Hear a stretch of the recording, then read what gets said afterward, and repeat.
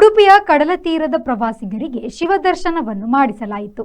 ಕುಂದಾಪುರ ತಾಲೂಕಿನ ಕೋಟೇಶ್ವರದ ಕೋಡಿ ಬೀಚ್ನಲ್ಲಿ ಶಿವರಾತ್ರಿ ವಿಶೇಷದ ಹಿನ್ನೆಲೆಯಲ್ಲಿ ವಿಶೇಷ ಮರಳ ಕಲಾಕೃತಿ ಎಲ್ಲರನ್ನು ಸೆಳೆಯಿತು.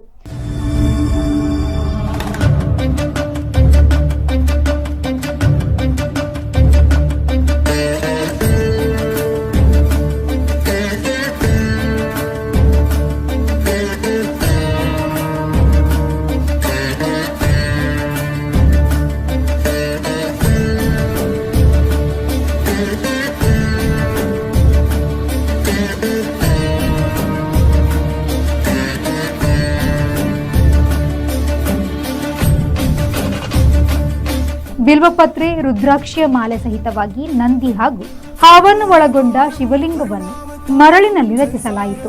12 ಅಡಿ ಅಗಲ 4 ಅಡಿ ಎತ್ತರದ ಮರಳು ಶಿಲ್ಪದ ಈ ಕಲಾಕೃತಿಯನ್ನು 23 ಕಲಾಸಕ್ತ ವಿದ್ಯಾರ್ಥಿಗಳು ರಚನೆ ಮಾಡಿದರು.